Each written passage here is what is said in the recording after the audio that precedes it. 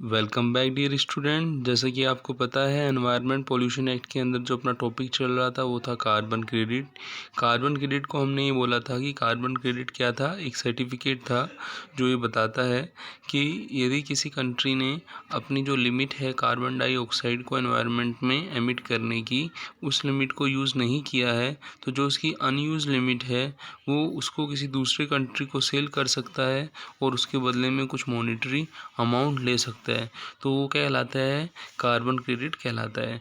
और फिर हमने ये भी पढ़ा था कि जो इंडिया के अंदर जो मल्टी कमोडिटी एक्सचेंज है वो वर्ल्ड के 3rd नंबर पे है। किसके रिलेटेड? कार्बन क्रेडिट के ट्रेडिंग के रिलेटेड वो वर्ल्ड के 3rd नंबर पे है।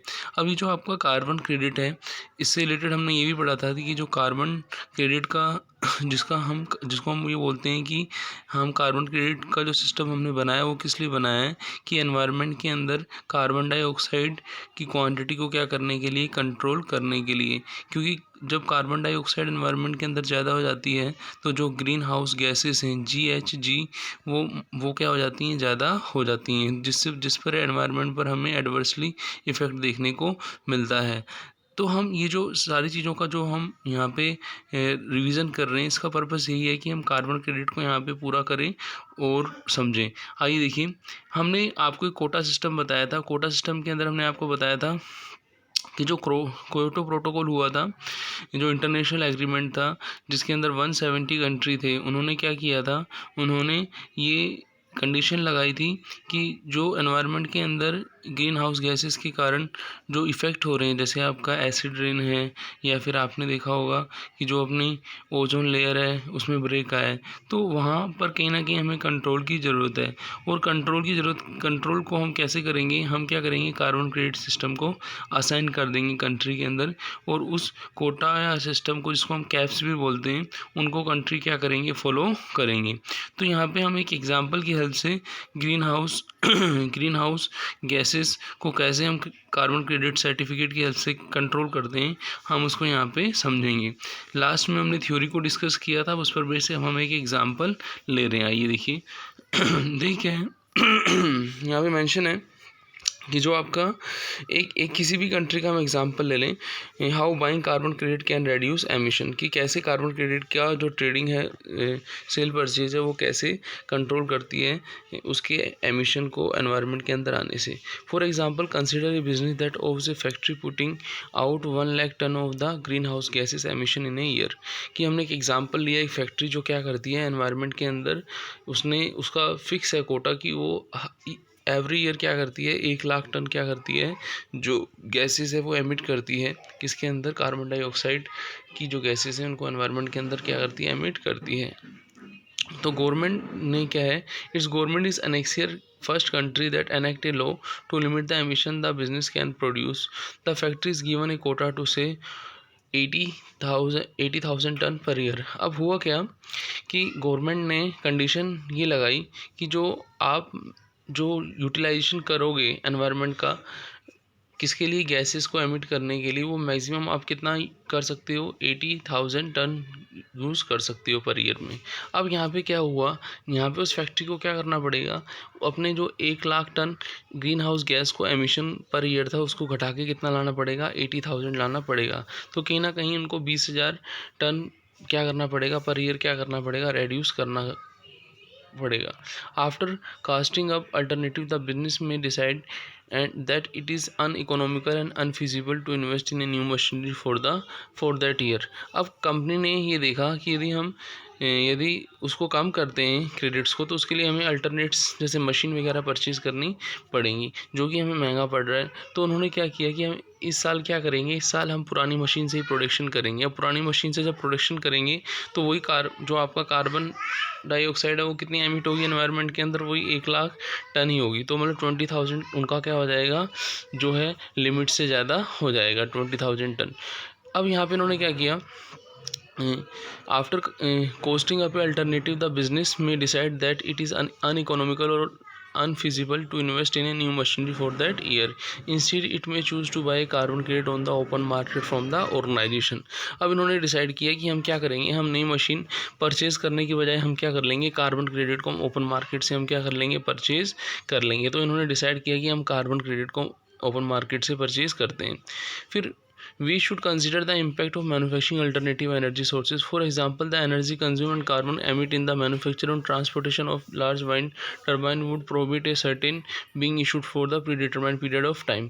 अब यहाँ पे ये जो कंपनी जिस मैन्युफैक्चरिंग प्रोसेस के अंदर थी वहाँ जो कंज्यूम हो रहा है कार्बन क्रेडिट्स सर्टिफिकेट का वो 20,000 ज़्यादा हो रहा है प्रीवियस ईयर से। तो यहाँ पे क्या करना होगा, तो यहाँ पे कंपनी को क्या करना पड़ेगा, उस 20,000 के लिए क्या करना पड़ेगा, 20,000 टन ऑफ कार्बन क्रेडिट के लिए क्या करना पड़ेगा, किसी दूसरे कंट्री को पे करके वो वहाँ से ख़रीदना होगा। तो यहाँ पे जो ऑप्शन है कि हम क्या करें, उसको दूसरे कंट्री से हम परचेज़ करें। तो यहाँ पे हमने यहाँ पे देखा कि एक कंट्री क्या करती है, how buying carbon credit can reduce emission, कि कैसे हम कार्बन क्रेडिट का बाय करके कार्बन क्रेडिट को क्या कर सकते हैं, रेड्यूस कर सकते हैं। अब हम ये समझते हैं कि जो कार्बन क्रेडिट होती है उसको प्रिवेंशन, मैनेजमेंट और कंट्रोल हम कैसे करते हैं, आइए देखिए समझते हैं। प्रिवेंशन एंड मैनेजमेंट के लिए हमें क्या करना पड़ेगा, सबसे पहले हमें क्या करना पड़ेगा, अल्टरनेटिव एनर्जी सोर्स को ढूंढना पड़ेगा, ठीक है ना। Conserve our rapidly diminishing fossil fuels reserve by alternative energy source. हमें क्या करना पड़ेगा कि जो हम फॉसिल फ्यूल्स को जो हम यूज़ कर रहे हैं, जैसे कि आपने देखा होगा कि सीमेंट इंडस्ट्री जो थी उनके अंदर हम फॉसिल फ्यूल्स का जो यूज़ ज़्यादा करते हैं जिससे एमिट्स ज़्यादा होती हैं गैसेस, तो हमें उसके लिए अल्टरनेट एनर्जी सोर्स को ढूंढना होगा। फिर है बायोलॉजिकल कंट्रोल ऑफ पेस्ट। हमें जो बायोलॉजिकल कंट्रोल का मतलब ये हुआ कि जो भी हम प्रोसेस लेंगे वहाँ पे हमें क्या करना पड़ेगा, बायोलॉजिकल तरीके से क्या करना पड़ेगा, पेस्ट को कंट्रोल करना होगा। Using the natural predator to eat pest instead of pesticides करना होगा हमें, ठीक है ना। Set aside land for animal to prevent over grazing and destruction. आपने देखा होगा कि जो एनिमल्स होते हैं, एनिमल्स क्या करते हैं कि जब वो चारागाह के अंदर जाते हैं, खेतों में जाते हैं, तो गेजिंग का मतलब है वो घास को जब खाते हैं तो वहाँ पे कहीं ना कहीं होता है एनवायरनमेंट का लॉस होता है। तो हमें क्या करना पड़ेगा, ऐसे एरिए डिसाइड करने पड़ेंगे कि कहाँ पे जो ग्रेजिंग है वो अलाउ होनी चाहिए एनिमल्स के लिए और कहाँ कंट्रोल होनी चाहिए। फिर है planning and execution of national wide programme for prevention. हमें क्या करना पड़ेगा, प्लानिंग करनी पड़ेगी, एग्जीक्यूशन करना पड़ेगा एक नेशनल लेवल पर प्रोग्राम का जो प्रिवेंट करेगा, कंट्रोल करेगा किसको, एनवायरनमेंट पोल्यूशन को कंट्रोल करेगा। फिर हम बात करते हैं laying down standard for emission and discharge of environment pollutant from the various source. हमें बहुत सारे सोर्स जो हैं एनवायरनमेंट पोल्यूशंस के, जैसे इंडस्ट्रीज़ हैं, आपको जो सीवेज होते हैं वो हैं आपके, तो इन सब सोर्सेस का हमें क्या करना पड़ेगा, रेस्ट्रिक्टेड एरिया बनाना पड़ेगा कि कहाँ कहाँ पे हमें ऐसी प्रोसेस को क्या करना है, मॉनिटरिंग करनी है, ताकि हम एनवायरनमेंट को कंट्रोल, पोल्यूशन को कंट्रोल कर सकें, ठीक है ना। Laying down procedure and safeguard for the prevention of accident which may cause environmental pollution and remedies measures for such accident. तो होता क्या है कि कुछ हम ऐसी इवेंट एक्टिविटीज़ जो करते हैं जिनसे कंटिन्यूसली एनवायरनमेंट क्या होता है, हार्म होता है। जैसे आपने देखा होगा कि जो अपना NCR रीजन है वहाँ पे पोल्यूशन का जो लेवल है वो ज़्यादा रहता है। तो ऐसे रीजन के अंदर हम क्या करेंगे, जो नई फैक्ट्रियाँ जो हम एस्टेब्लिश करेंगे उनको ऐसे रीजन से बाहर करेंगे जहाँ पे एनवायरनमेंट पोल्यूशन कम है, वहाँ पे हम उन्हें क्या करेंगे, ट्रांसफ़र करेंगे। Laying down procedure and safeguard for handling of the hazardous का मतलब है कि जो भी नुकसानदायक एनवायरनमेंट्स के रिगार्डिंग उनका पहले से हम क्या करेंगे, प्रोएक्टिवली हम क्या करेंगे, सेफगार्ड करेंगे। फिर establishing and recognition of environment laboratories institute to carry out function. हमें क्या करना होगा कि ऐसी लेबोरेटरी और इंस्टीट्यूट को एस्टेब्लिशमेंट करना पड़ेगा जो रिसर्च करेंगे किससे, एनवायरनमेंट्स के बेटरमेंट के लिए वो रिसर्च करेंगे। तो ये जो सारी चीज़ें हमने ऊपर पढ़ी हैं वो कहीं ना कहीं हम देखें तो इन सबको कंट्रोल करने में जो अपनी लैबोरेटरीज़ हैं और इंस्टीट्यूट हैं उनका काफ़ी रिसर्च का जो वर्क है वो काफ़ी हमें क्या करेगा, हेल्प करेगा। तो यहाँ पे हमने जो फर्स्ट पार्ट था प्रिवेंशन एंड मैनेजमेंट, जो हमने इसको पूरा किया है। इससे पहले हमने एक एग्जाम्पल पढ़ा था किसका, कार्बन क्रेडिट कैसे हम ट्रेड करते हैं, बाय और सेल करते हैं। अब हम पढ़ेंगे कि क्या सजेशन है जो एनवायरनमेंट पोल्यूशन को कंट्रोल करने में हमारी हेल्प करेंगे। तो सजेशन के अंदर हम देखें तो हमें सोलर पावर सिस्टम को यूज़ करना चाहिए, हमें इलेक्ट्रिक यूज़ को कम से कम करना चाहिए। मतलब ये हुआ कि इलेक्ट्रिसिटी देखो ज़्यादा कंज्यूम होगी तो कहीं कहीं हमें प्रोडक्शन भी कहाँ करना पड़ेगा, बढ़ाना पड़ेगा। तो हमें क्या करना चाहिए, जो हमारे हैंड्स में है, हम इलेक्ट्रिसिटी को का मिसयूज़ नहीं करें, हम लोगों के अंदर अवेयरनेस बढ़ाएं, रेज अवेयरनेस करें, है ना। रेज अवेयरनेस हम कैसे कर सकते हैं, जैसे एनवायरनमेंट पोल्यूशन एक्ट है, ये हमने एक्ट बना तो दिया, लेकिन उसका जो लोगों को नॉलेज भी होनी चाहिए। और अवेयरनेस हम किस हेल्प से कर सकते हैं कि जो स्कूल लेवल पर जो कोर्सेज हैं उनके अंदर हम इनको जो अपने ऑप्शनल सब्जेक्ट हैं वहाँ से हटा के हम इन्हें कंपलसरी सब्जेक्ट्स के अंदर लाए हैं। जैसे कि आपने देखा होगा कि एनवायरनमेंट स्टडीज़ को अब हम कंपलसरी सब्जेक्ट के फॉर्म में समझ रहे हैं। तो हमें टाइम टू टाइम पब्लिक की अवेयरनेस के लिए क्या करना पड़ेगा, हमें वर्कशॉप, सेमिनार, हमें ऐसे इवेंट्स करने पड़ेंगे जिससे लोग एनवायरनमेंट प्रोटेक्शन से जुड़े रहें। तो वो किसको इंक्रीज़ करेगा, अवेयरनेस को बढ़ाएगा। जब लोगों के अंदर अवेयरनेस होगी तो कहीं ना कहीं जो हमारा जो वेस्टेज है वो क्या हो जाएगा, रेड्यूस हो जाएगा। और देखो ये जो एनवायरनमेंट पोल्यूशंस है, यदि हम इसको कंट्रोल करते हैं तो नए नए हम इन्वेंशंस करते हैं, नए नए हम अल्टरनेटिव ढूंढते हैं। तो कहीं ना कहीं आपने देखा होगा कि जब हमें किसी चीज़ की नीड होती है तो कहीं ना कहीं नया न्यू इन्वेंशन भी वहाँ होता है। तो ये चीज़ें हमें हेल्प करती हैं। जो एनर्जी एफिशिएंट अप्लायंस हैं उनके डेवलपमेंट के लिए, उनके ग्रोथ के लिए भी क्या करती हैं, हेल्प करती हैं। फिर क्या है, waste water and emission to be treated as a best available technology. देखो आपने सुना होगा आजकल एक कॉन्सेप्ट चल रहा है कि वेस्ट से बेस्ट, कि हमें वेस्ट को बेस्ट में कन्वर्ट करना है। तो हम वेस्ट वाटर जो है उसको कैसे हम कन्वर्ट करें दोबारा अच्छे वाटर के अंदर। तो ऐसे हमें अल्टरनेटिव ढूंढने पड़ेंगे जिससे हम उस वेस्ट वाटर को भी क्या करेंगे, पहले की तरह ठीक कर पाएंगे।